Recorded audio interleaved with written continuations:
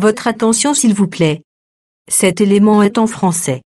Contactez-nous pour savoir s'il est aussi disponible en la langue de votre préférence.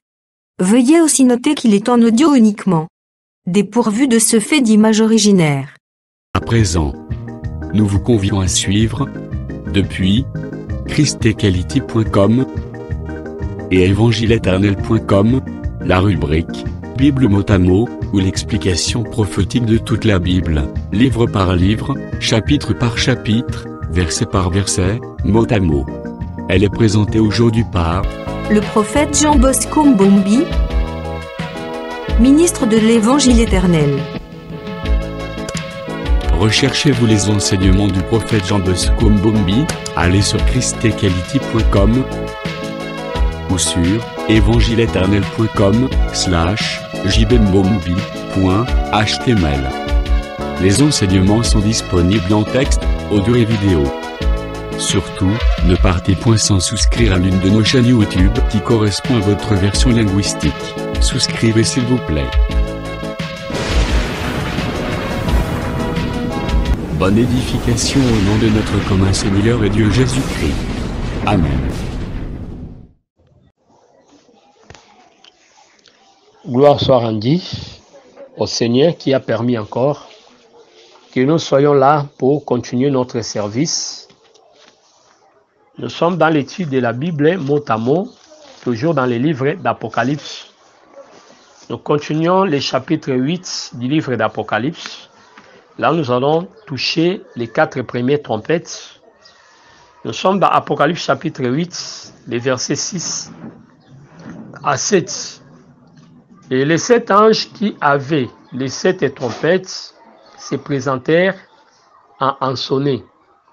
Le premier sonna de la trompette et il y eut de la grêle, du feu mêlé de sang, qui firent jeter sur la terre. Et les tiers de la terre fit brûler. Et les tiers des arbres fit brûler, et toute herbe verte fit brûler. Apocalypse 7, verset 1 à 2. Après cela, je vis 4 anges debout aux 4 coins de la terre. Ils retenaient les 4 vents de la terre, afin qu'il ne souffra point de vent sur la terre, ni sur la mer, et sur aucun arbre. 2. Et j'ai vu un autre ange qui montait du côté du soleil levant et qui tenait le sceau du Dieu vivant.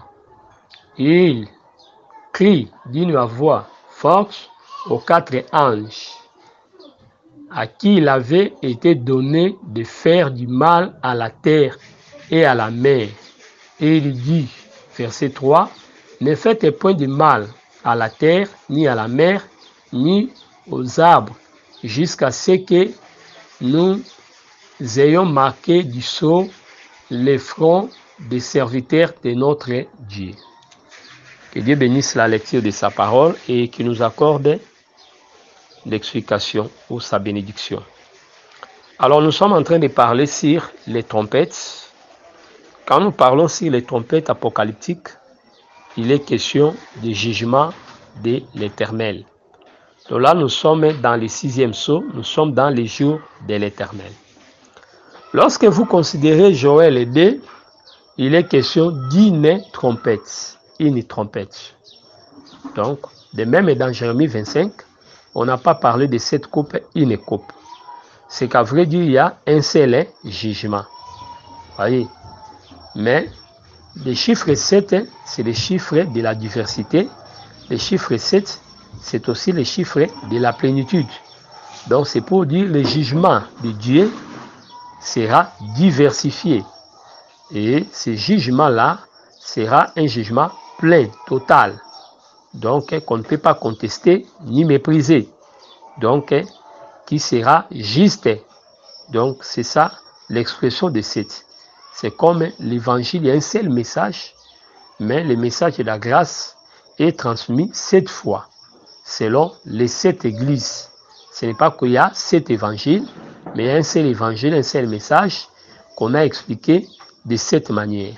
Donc, de même que nous disons, il y a un seul esprit, mais dans plusieurs manifestations. Donc par là, nous comprenons que lorsqu'il est question de cette trompette, il est question du jugement de l'Éternel, un jugement qui est diversifié. Alors, comprenez aussi une chose, lorsqu'on parle ici des trompettes ne sont pas égales aux coupes. Nous devons d'abord comprendre que le jour de l'Éternel est expliqué dans les 7 trompettes. Mais cependant, dans la 7e trompette, c'est là où découlent les 7 coupes. C'est très très important. C'est-à-dire, il ne faut pas dire les coupes et les trompettes, ce sont les mêmes choses. Non. En fait, les coupes ressortent de la dernière trompette. Donc la dernière trompette est expliquée dans les 7 coupes. Voilà les contenus de la dernière trompette qui amènera le rétablissement ou l'avènement du Seigneur sur la terre. Donc voilà un peu ce que nous devons retenir. Autre chose, c'est quoi? Nous devons comprendre que ce que nous voyons dans l'Apocalypse n'est pas différent, puisque le principe dit ce qui était, c'est ce qui sera. Dieu ramène ce qui était passé. C'est pour comprendre la manière dont Dieu va juger la terre, il faut rentrer aussi dans l'ombre, voir comment est-ce que Dieu exerçait ses jugements. Là, je prends le livre de 1 Chronique 21, où nous voyons les fléaux au temps de David. Donc, quand nous prenons 1 Chronique 21, vous prenez le verset 1er jusqu'au 12e verset, vous allez comprendre ce que dit la parole.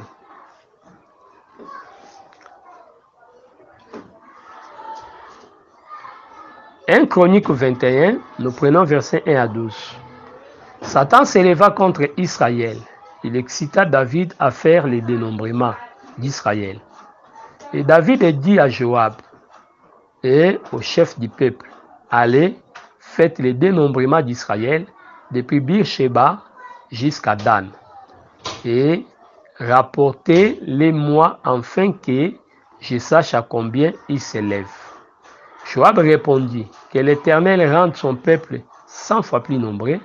Ô roi mon Seigneur, ne sont-ils pas tous serviteurs de mon Seigneur? Mais pourquoi mon Seigneur demande-t-il cela? Pourquoi faire ainsi pécher Israël? Verset 4. Le roi persista dans l'ordre qu'il est donné à Joab. Et Joab est parti et parcourut tout Israël. Puis il revint à Jérusalem. Joab remit à David les rôles du dénombrement du peuple. Il y avait dans tout Israël 1100 000 hommes tirant l'épée et en Juda 470 000 hommes tirant l'épée. Il ne fut point nommé, il ne fut point parmi eux le dénombrement de Lévi et de Benjamin, car l'ordre du roi lui paraissait une abomination. Cet ordre déplut à Dieu qui frappa David. Et David dit à Dieu, j'ai commis un grand péché. En faisant cela, maintenant, daigne pardonner l'iniquité de ton serviteur, car j'ai complètement agi en insensé. L'Éternel adressa ainsi la parole à Gad le voyant de David. Va dire à David, ainsi parle l'Éternel, je te propose 3 fléaux, choisis-en un, et je t'en frapperai. Gad alla vers David et lui dit, ainsi parle l'Éternel. Verset 12, accepte aux 3 ans, 3 années de famine, aux 3 mois pendant lesquels tu seras détruit par tes adversaires, atteint par l'épée de tes ennemis, ou 3 jours pendant lesquels l'épée de l'Éternel et la peste seront dans les pays. Et l'Éternel, l'ange de l'Éternel, portera la destruction dans tous les territoires d'Israël. Vous maintenant, c'est que je dois répondre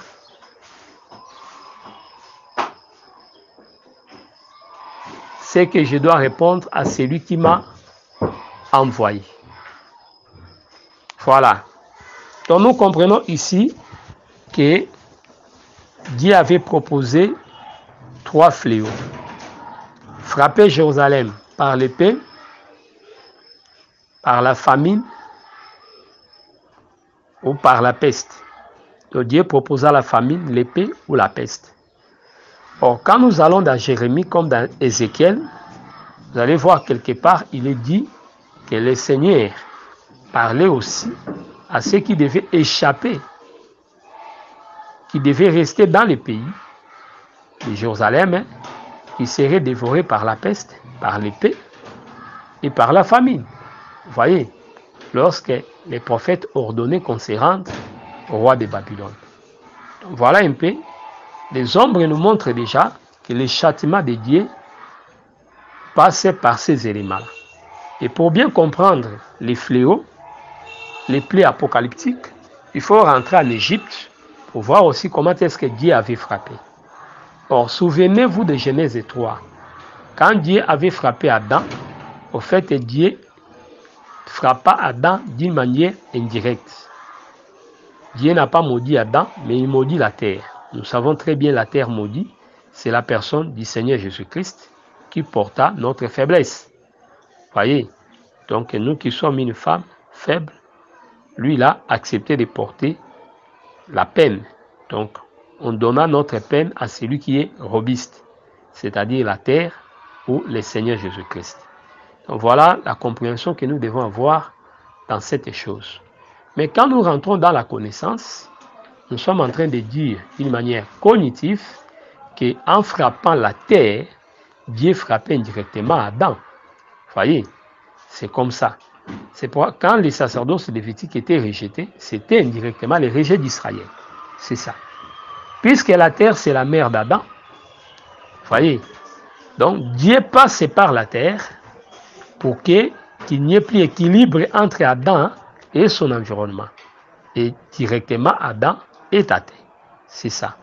C'est que tout ce qui est décrit comme jugement, en fait, ce sont des actions de l'Éternel, de l'ange sur la terre.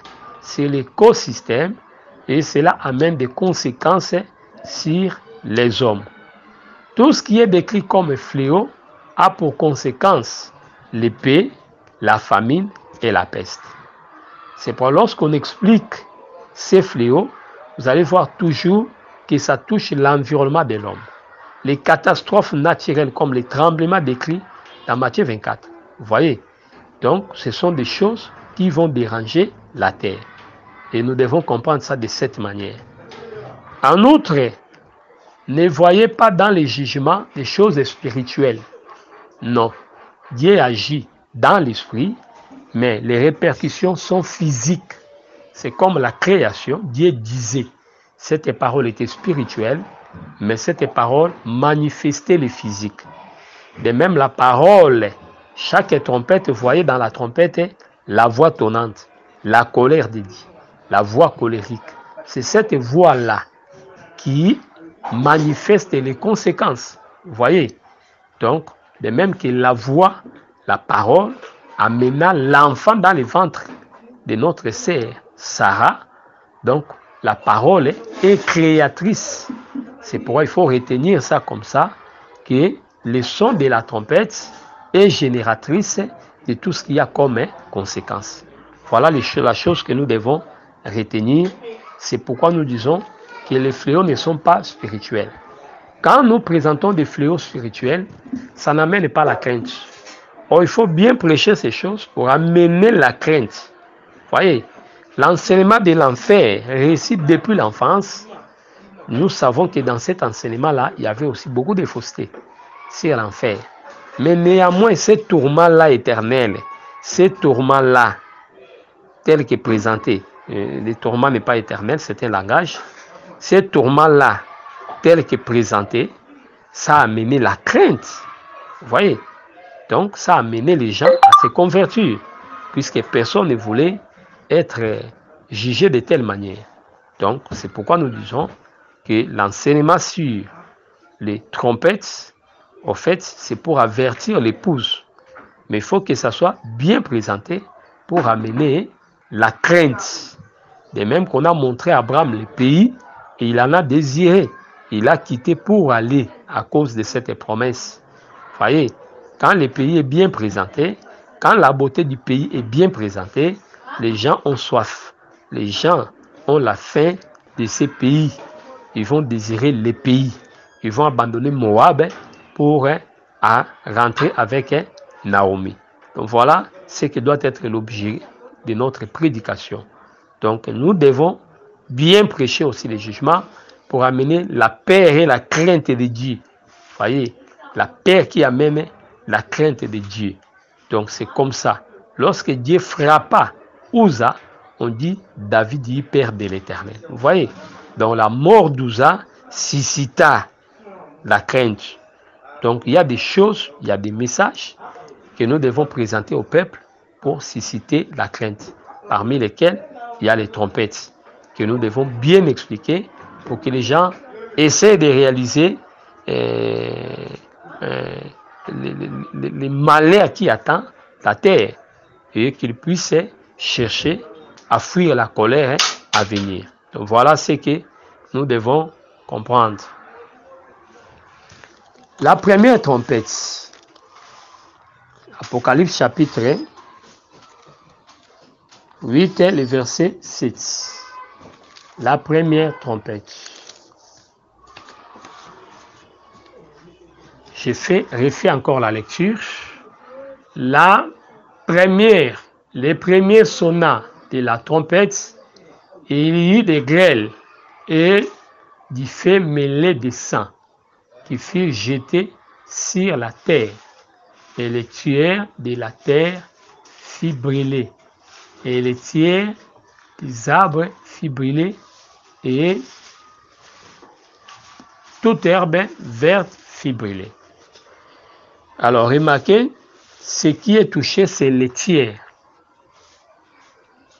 Les anges qui travaillaient, les 4 anges, vous allez voir l'ange qui devait mettre les sceaux, avait donné l'ordre aux 4 anges de s'arrêter d'abord, de ne pas toucher la terre. C'est là où nous disons qu'après l'enlèvement, à vrai dire, le jugement devait commencer. Mais il y a d'abord le silence. C'est ce silence que nous disons, c'est le temps où l'ange doit mettre les sceaux. Donc l'ange ne peut pas commencer le jugement si le peuple saint n'est pas encore scellé.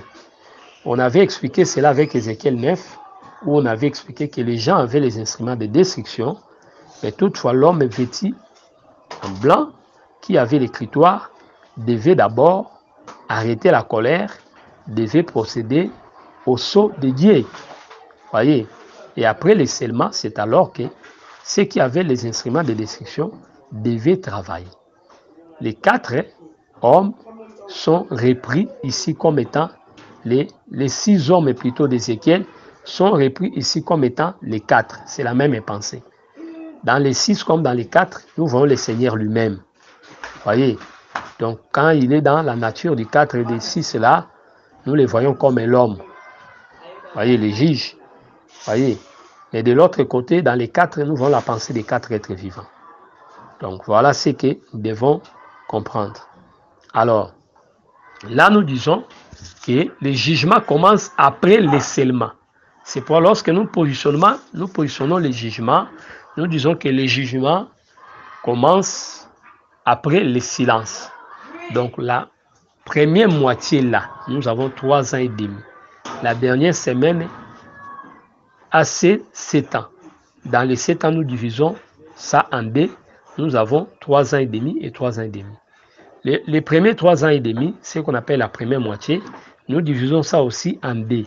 Nous avons les 3 ans considérés comme le silence le temps où les deux témoins vont travailler pour ôter l'incrédulité en Israël, Exode 4, et les 6 mois qui constituent les jours de l'Éternel. Là, nous disons, il est question des temps où les trompettes vont commencer à sonner. Donc, ne placez pas les trompettes à la fin, après la grande tribulation, sous prétexte que Matthieu 24 dit, après ces temps de détresse, voyez, non, j'obscurcirai les cieux. Non.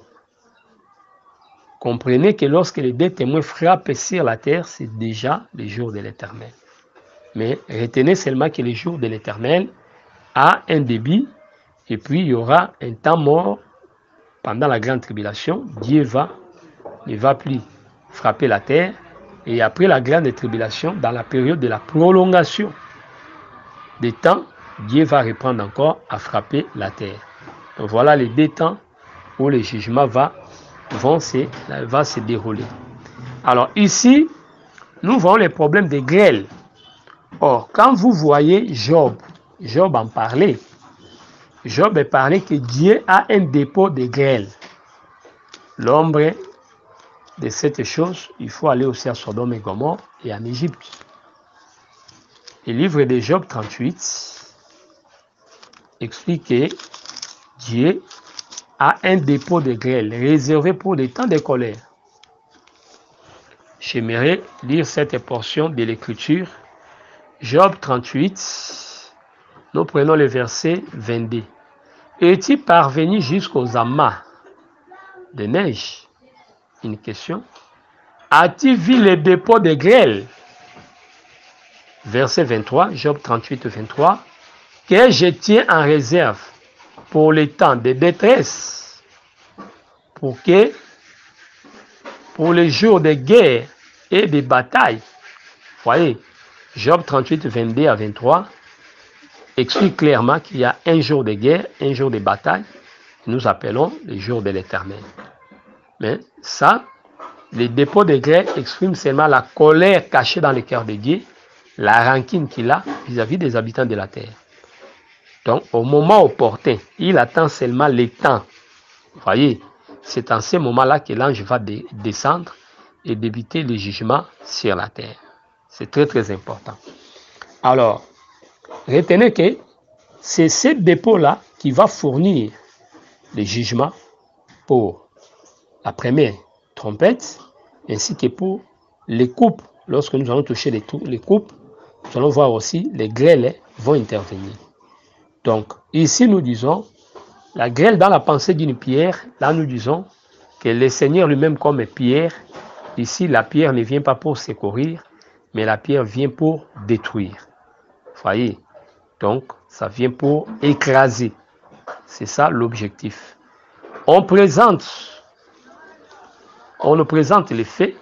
Or, Ésaïe 66, 15 à 16 déclare que l'Éternel exerce les jugements par les faits. Donc, et on dit les faits mêlés de sang. Vous comprenez? Donc là, nous disons, cette colère est liée à la vie de Jésus. La vie qu'il avait donnée et que les gens ont saboté. Ils ont foulé à pied le sang du Seigneur. C'est ce sang-là qui sera contre eux comme un jugement. Retenez que le sang de Jésus a 2 rôles. Lorsque Israël disait que ce sang retombe sur nous, quand le sang de Christ tombe sur les justes, ce sang apporte ce qu'on appelle l'expiation. Mais lorsque le sang de Christ tombe sur les méchants, nous dirons que ce sang-là amène le jugement. Voyez, donc amène la vengeance, la condamnation. C'est ce que nous devons comprendre. Ici, lorsqu'on jette ça, la Bible dit que les tiers périt. Ça touche les hommes et ça touche les arbres.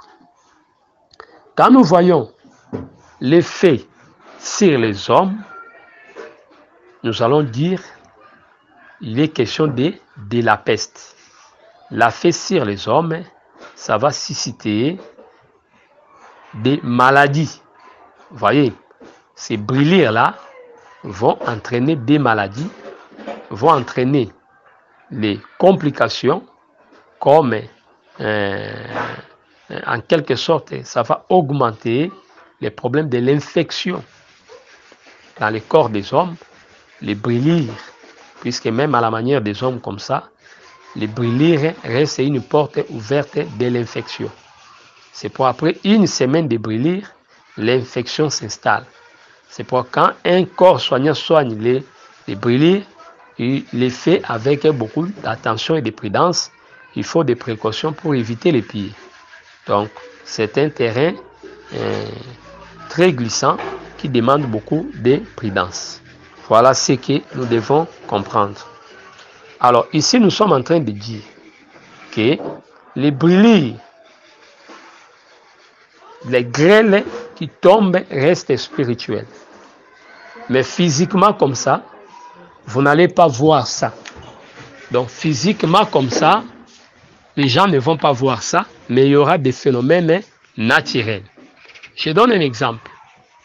Il est arrivé aux États-Unis que la chaleur arrivait à tuer même les poissons dans l'eau. Vous voyez, aujourd'hui, avec les réchauffements climatiques, on parle d'effet de serre. Vous voyez, donc, nous avons un problème avec les réchauffements climatiques, avec la couche d'ozone. C'est la couche d'ozone qui nous protège. Vous voyez, donc, cette couche-là, une fois qu'elle est endommagée, il y aura des zones de la Terre qui vont subir des brûlures. Vous comprenez? Et ce sont ces brûlures-là qui vont occasionner des infections et entraîner des maladies mortelles. Donc voilà comment c'est sur le plan scientifique, nous essayons d'expliquer ces faits-là. Ce n'est pas un fait qui tombe comme ça, comme au temps de Job. Non, ce n'est pas comme ça, mais il y aura des choses. Les scientifiques aiment inventer des termes. Il y aura des termes médicaux pour nommer des maladies, pour typifier ces maladies, mais nous savons que ce serait le jugement de l'Éternel sur les habitants de la terre. Lorsque ça frappe dans les herbes, conséquence, il faut voir que Dieu ne va pas frapper l'herbe seulement comme ça, mais il frappera l'arbre fruitier. Vous comprenez? Puisqu'il sait que cela sert de la nourriture à l'homme. Dans d'autres mots, quand les arbres seront brûlés, Dieu amène seulement la famine. Vous voyez, donc là, la famine va s'installer. Vous comprenez? C'est pour nous disons quand, ici nous sommes avant la grande tribulation. Lorsque l'impie viendra s'élever, c'est-à-dire avec déjà la crise qui sera en ces temps ici, puisque lorsque les champs sont brûlés, il faut comprendre qu'il y aura la famine. Je donne un exemple. Quand vous avez la perte de blé, une quantité industrielle de blé, de maïs, de riz, qu'est-ce qu'on aura comme conséquence? C'est la famine. Vous voyez des pays comme Bangladesh, les pays comme Indonésie, la Chine, le Vietnam, Philippines, ce sont des pays qui nous produisent de grandes quantités. Vous voyez?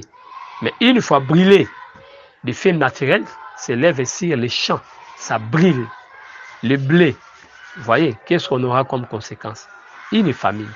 Donc avant même l'ascension de l'Antéchrist par rapport à la grande tribulation, lorsqu'il va s'élever pour tuer les deux témoins et diriger la terre, il faut comprendre que dans cette crise qui s'installe déjà, là, c'est lui qui aura là les monopoles de la marchandise. C'est ainsi qu'il va se comporter comme étant le troisième cavalier. L'épée de la marchandise, c'est lui qui va contrôler ça. C'est pourquoi il imposera les gens de pouvoir rejoindre les faux cultes de 666, sinon on n'aura pas le droit d'acheter ni de vendre. Vous comprenez? Puisque l'épée de la quantité qui restera sera entre ses mains. Et voilà pourquoi il va diriger l'économie comme étant le cheval noir. Voilà la pensée que nous devons retenir en rapport avec la première trompette. Donc la première trompette touche les hommes, c'est la peste, quand ça touche les arbres, nous voyons la famine. La deuxième est trompette.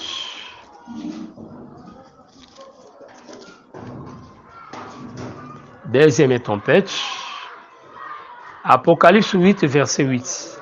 Le second ange sonna de la trompette et quelque chose comme une grande montagne embrasée par le feu fut jetée dans la mer. Et les tueurs de la mer devint du sang. Et les tueurs des créatures qui étaient dans la mer, qui avaient vu mourir. Et les tueurs des navires périt. Apocalypse 8, 8 à 9. Les deuxièmes sons des trompettes, le deuxième jugement, touche la mer. Vous voyez? Donc, dans la première trompette, c'était la terre. Ici, Dieu évolue, touche la mer. Donc, en d'autres mots, le jugement est croissant. C'est ce que nous devons comprendre. Ici, maintenant, qu'est-ce que nous devons retenir? Lorsque la chose tombe, c'est comme une montagne. C'est-à-dire, le prophète n'a pas vraiment de précision sur la chose qu'il a vue, comme une montagne embrasée. Vous voyez, c'est très très important. Or, quand il faut considérer les pieds de l'ange, selon Apocalypse 10, qui descend dans l'eau, vous voyez, les pieds de l'ange, puisque ceux qui étaient montés à la montagne dans Exode 24, ils n'ont pas vu Dieu, mais ils ont vu seulement Dieu par les pieds. Et je vous dis, ces pieds-là n'étaient pas les pieds de 1 mètre. Non. C'était comme une montagne, les pieds. C'est-à-dire, même si on soulevait les regards comme ça, on ne pouvait pas voir Dieu. On voyait seulement les pieds. Donc, c'était des colonnes. Des colonnes. Vous voyez? Étant des colonnes, ça peut aussi prendre la nature d'une montagne. Vous comprenez? Ces gens étaient dans la vision. C'est quelque chose qui n'a pas bien compris. Vous voyez? Donc, les pieds, ces pieds étaient comme une colonne de feu. Des pieds comme ça dans l'eau. Puisqu'on dit lorsque l'ange était descendu, l'autre pied était dans l'eau. Donc, quand j'en vois seulement cette chose qui tombe comme ça dans l'eau, c'est clair. Ce n'est que normal qu'il parle d'une montagne. Et là, nous interprétons en disant que la montagne en question parle aussi du Seigneur lui-même. Puisque n'oubliez pas que Ésaïe chapitre 2, j'aimerais toucher cette pensée, parlait sur la montagne de la maison de l'Éternel.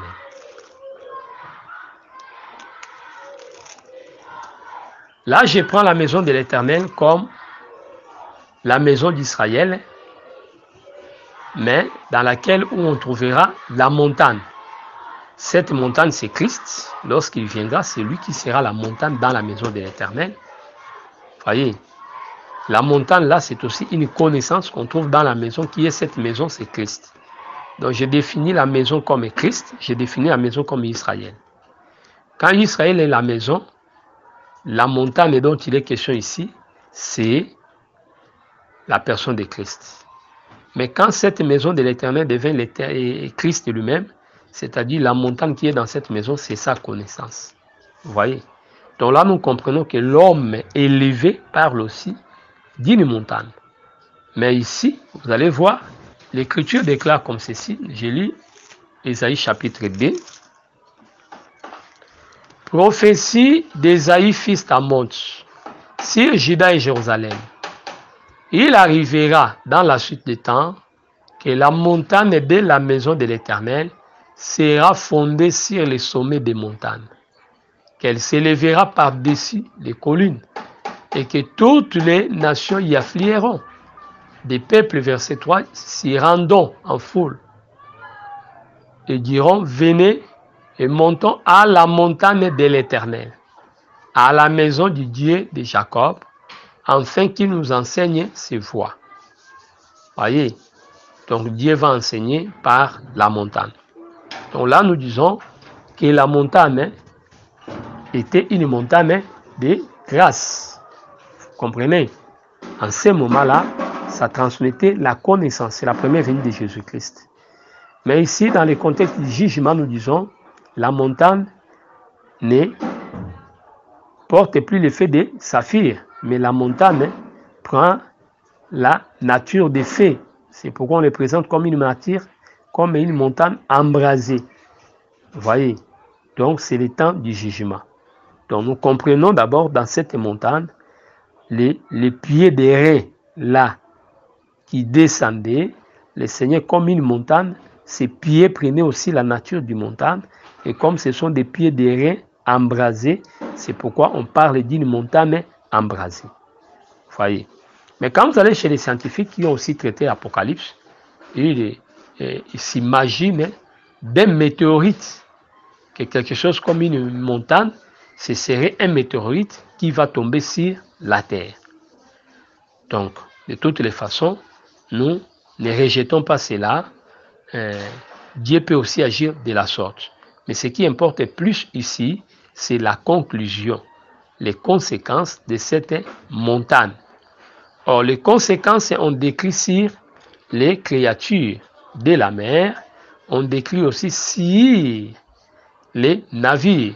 Et nous complétons le frère Jean qu'il y aura aussi des répercussions sur la terre. Pourquoi je dis comme ça? Là, je m'en vais toucher les principes d'Archimède, puisque cette montagne, pour occasionner des dégâts sur l'eau et sur les habitants de la terre, là nous disons, il faut que cette montagne soit très grande pour basculer la mer. Vous voyez? Donc c'est cette descente qui va influencer les mouvements de la mer. Vous voyez? Là je prends le livre de Luc chapitre 21. Vous allez voir que Jésus aussi avait parlé sur le 6e sceau en rapport avec ce que nous sommes en train de dire. Luc chapitre 21,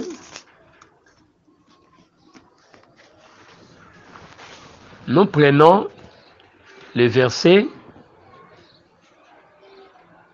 25. Il y aura des signes dans le soleil, dans la lune et dans les étoiles. Et sur la terre, il y aura l'angoisse chez les nations qui ne sauront que faire au bruit de la mer et des flots. Merci beaucoup. Voyez, Luc 21, 25. Lorsqu'on dit il y aura des signes dans le soleil, dans la lune et dans les étoiles, c'est Apocalypse chapitre 6, verset 12 à 13. Voyez, c'est-à-dire nous sommes dans les jours de l'Éternel. Mais lorsqu'on touche les problèmes de la mer là, c'est la deuxième trompette. Voyez, c'est comme ça qu'il faut positionner les choses. Voyez, pourquoi les flots, les mouvements de la mer, l'agitation dans la mer? Pourquoi? Puisque la montagne va tomber. Lorsqu'on fait appel au principe d'Archimède, ces principes disaient quoi? Archimède, c'est un savant, un physicien de l'Antiquité qui avait découvert ces principes dont nous sommes en train d'expliquer. Il nageait dans la piscine. Lorsqu'il est tombé, il va faire un constat qu'il était descendu et qu'il était remonté. Et c'est comme ça qu'il va sortir nu de la piscine et commencer à crier « Eureka, Eureka !» Ce qui signifie « J'ai trouvé, j'ai trouvé ». Donc c'est de cette manière qu'il a été inspiré. Le principe dit quoi? Un corps qui tombe dans l'eau subit une poussée verticale de haut vers le bas, ensuite de bas vers le haut. Vous voyez, quand un corps tombe dans l'eau avec force, ça va toujours subir ces poussées-là. Donc ces mouvements-là d'aller et de retour.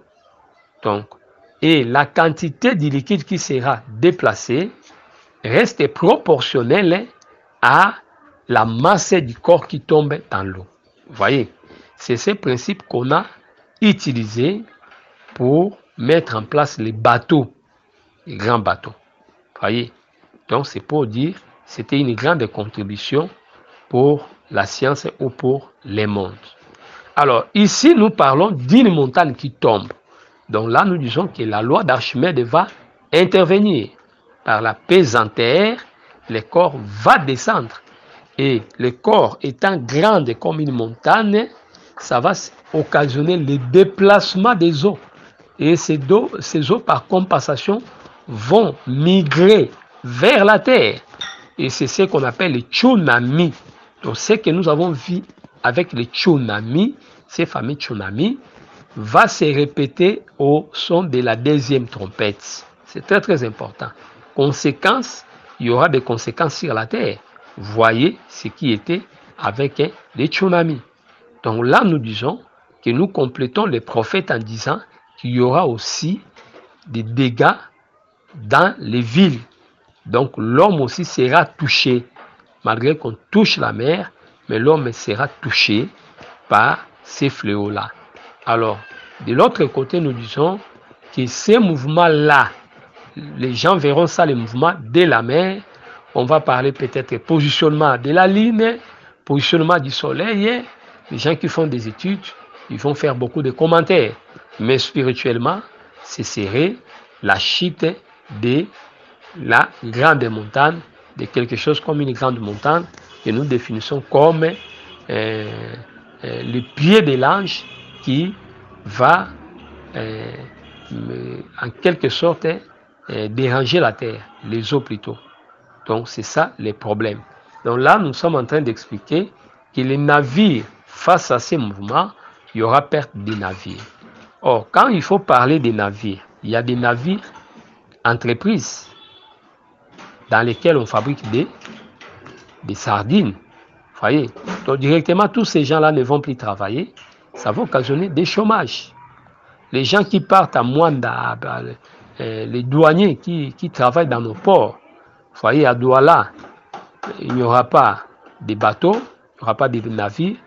Les grands cargos là, des sociétés comme Maersk, ça vous quitte les Philippines là-bas, la Chine, et ça navigue le Pacifique pour arriver à la Grande-Bretagne, arriver à la France, arriver à l'Afrique du Nord, jusque chez nous ici, Afrique centrale, Afrique du Sud. Ce sont ces gros navires qui nous apportent du riz, qui nous apportent des blés, des maïs, ainsi de suite. Mais en ces moments-là, nous disons qu'il y aura perte des navires. C'est les conséquences, les hommes, ces fléaux, va tuer les hommes par la famine. Il y aura une grande famine. C'est très très important, puisque la disparition des ces denrées alimentaires va occasionner la hausse des prix et aussi la famine parmi les peuples. Et il y aura une mortalité. Donc voilà comment est-ce qu'il faut voir. Les poissons aussi seront concernés par ces fléaux. Donc nous disons que ça va toucher les navires, ça va toucher les poissons, les créatures dans l'eau, sans oublier, et nous disons, l'homme aussi aura la répercussion avec la masse d'eau qui envahira la terre.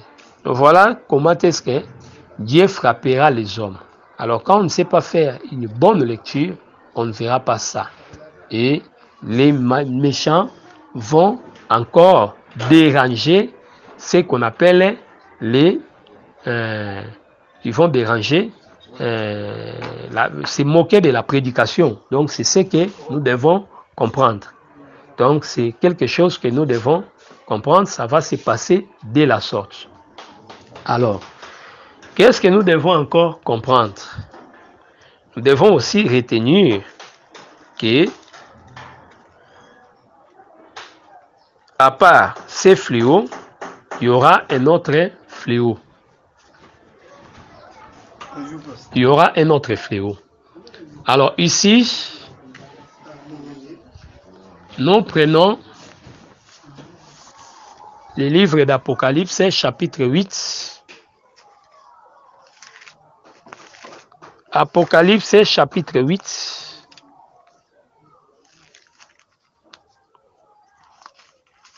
Nous prenons les versets 10 à 12, même à 13. Nous lisons au nom du Seigneur Jésus-Christ.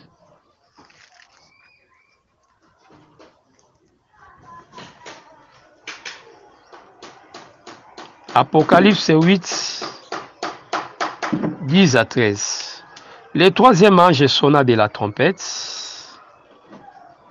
non, prenons 10 à 11, sonna de la trompette, il y tomba du ciel une grande étoile, ardente comme un flambeau, et elle tomba sur les tiers des fleuves et sur les sources d'eau. Le nom de cette étoile est absinthe, et les tiers des eaux fit changer en absinthe, et beaucoup d'hommes mourirent par les eaux parce qu'elles étaient devenues amères. Merci. Apocalypse 8, 10 à 11. Ici, on nous présente l'étoile absinthe. Ici, nous disons l'étoile, ce n'est pas une étoile comme ça.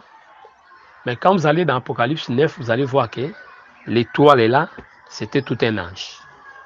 Donc là, nous disons la descente de l'ange puissant, Apocalypse 10, c'est ça aussi, là, la chute de l'étoile. L'étoile, c'est le Seigneur lui-même qui exerce les jugements. Mais pourquoi il prend le nom d'absinthe? Puisque, en ce moment ici, la douceur de la grâce a disparu. Ici, on ne parle plus de la douceur de la grâce. Il est question du jugement. C'est pourquoi la grâce devient maintenant amère pour les habitants de la terre. Vous comprenez? Une étoile qui tombe, mais qui contamine toutes les sources. Alors, allez-y comprendre. C'est difficile. Les eaux qui se connectent, on comprend.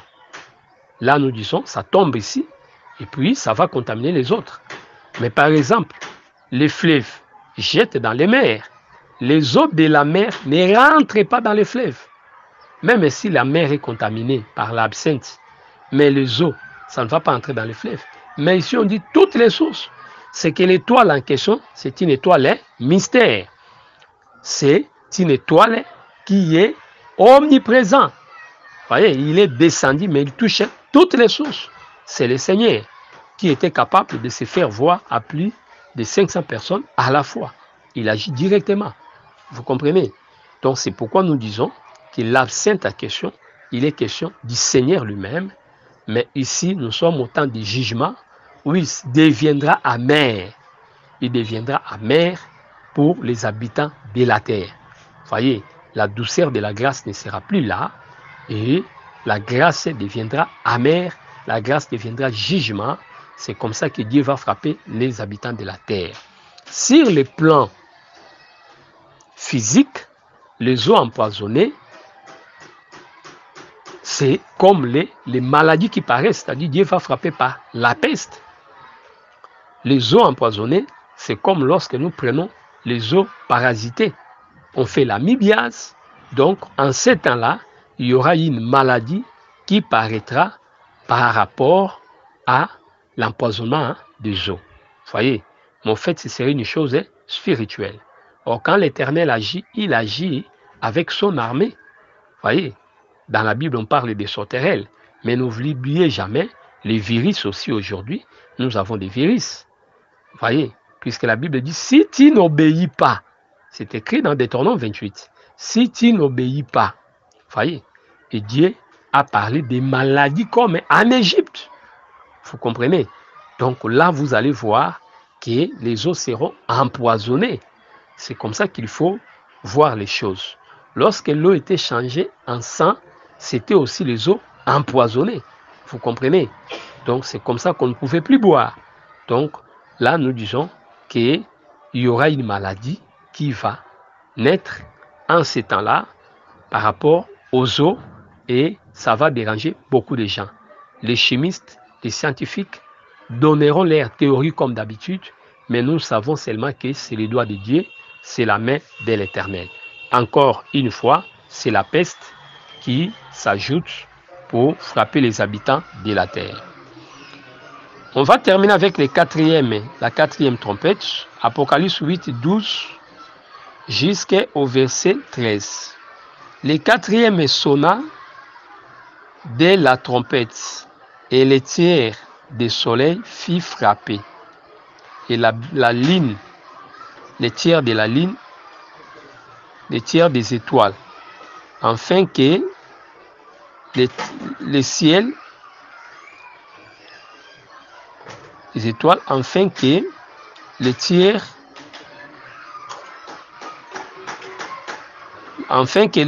en fit obscurci et que l'air, le jour perdit un tiers de sa clarté et la nuit de même.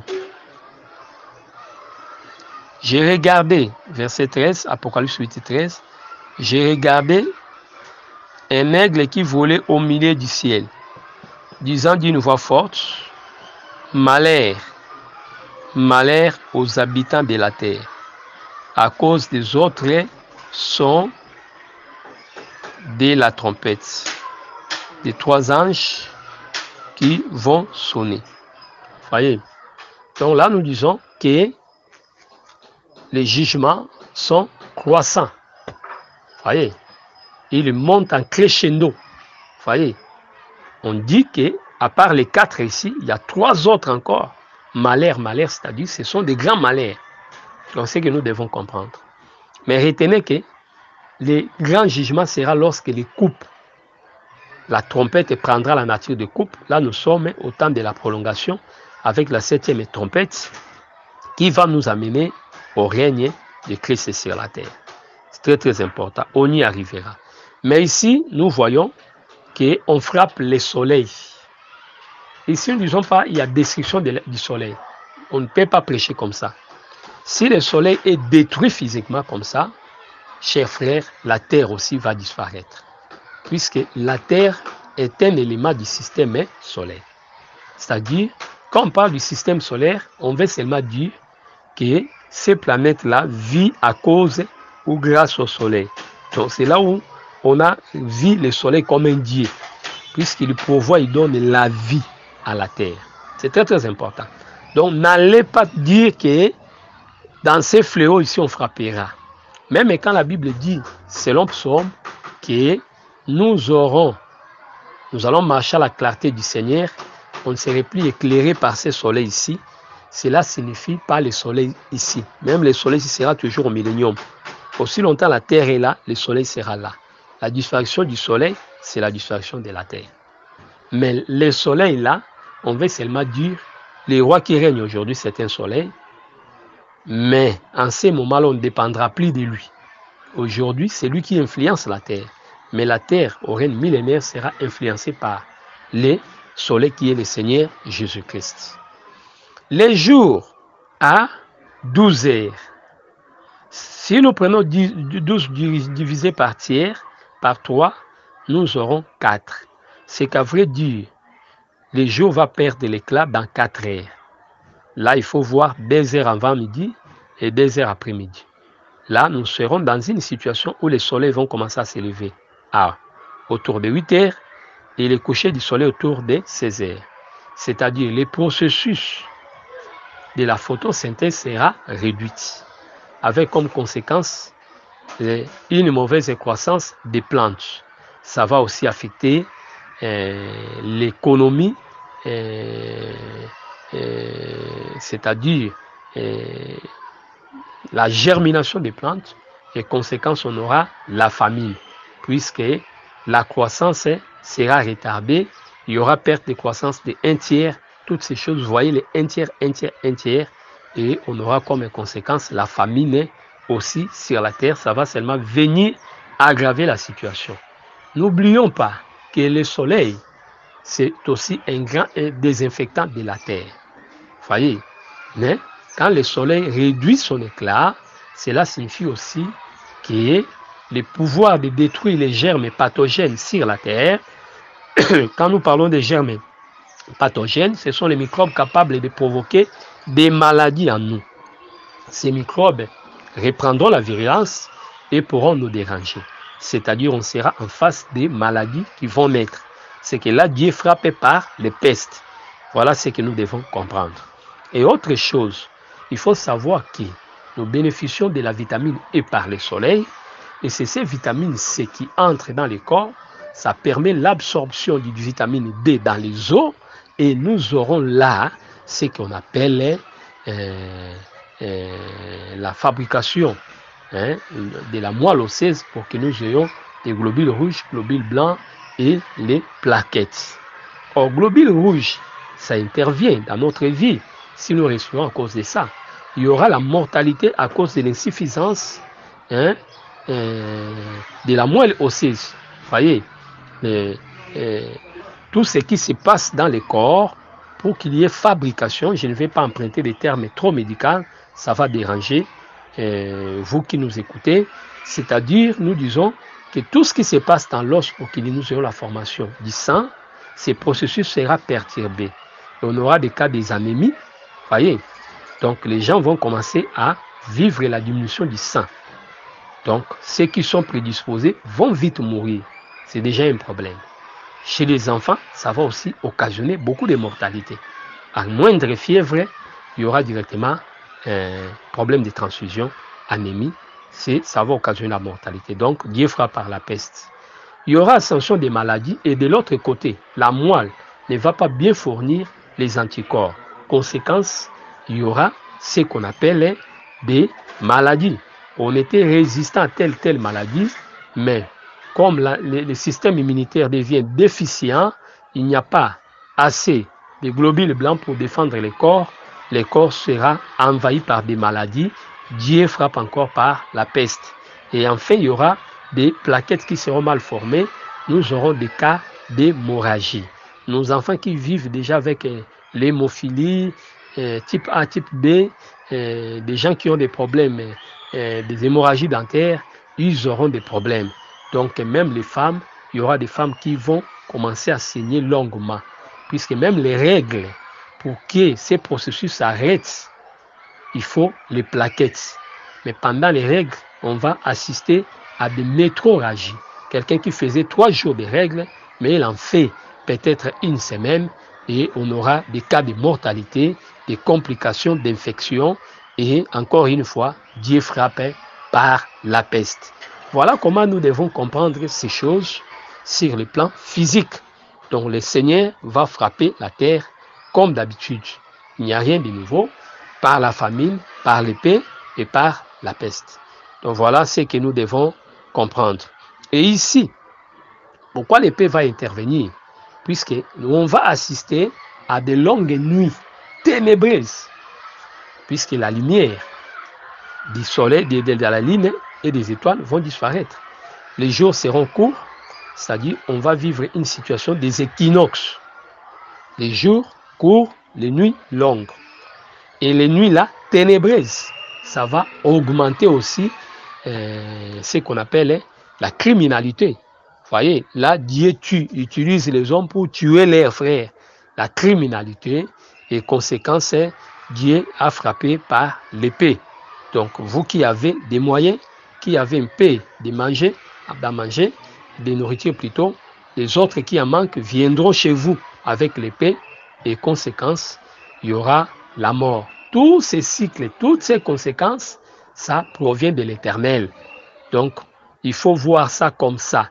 Donc, sinon, on manquerait d'arrigement. C'est comme si Dieu n'a rien fait. C'est comme si les fléaux, là, le son de la tempête, ne vont rien faire. Mais il faut prêcher ça de telle manière pour que le monde comprenne qu'il y a un danger. Il faut fuir la colère à venir. Voilà notre exhortation. Comme autant de gens, les gens ont écouté les messages, ils sont venus. Il a dit, qui vous a appris à fuir? Ah, donc je comprends. C'est-à-dire fuir la colère, ça prend. Donc quand nous prêchons ces choses, c'est pour que les gens apprennent à fuir la colère à venir. C'est pourquoi présentons les choses bien pour que les gens voient les dangers qui nous guettent. C'était là votre frère, le prophète Jean Bosco Mbombi Akanda. Jean Bosco Mbombi Akanda. Kinshasa, RDC, Église des Saints de Massina, Locali numéro 22, Massina, quartier 3. Nos contacts et coordonnées, plus 243 89 541 88 90. Que Yoshua Macha vous bénisse. Soutenez notre site évangile-éternel.com. Soutenez-nous par votre argent. Soutenez les hommes de Dieu que nous sommes, qui conservons pour vous la main dans ces sites. Abonnez-vous massivement, faites large diffusion de ces sites pour que la connaissance promise puisse parvenir à tout le monde. Que le Seigneur Jésus-Christ vous bénisse.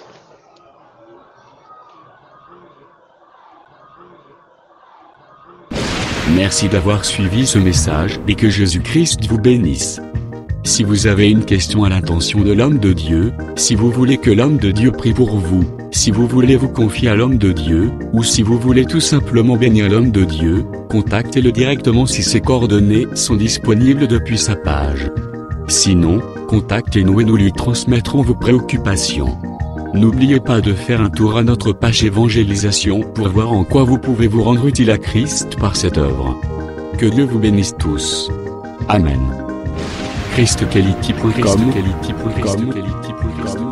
Les cieux en un clic de la souris.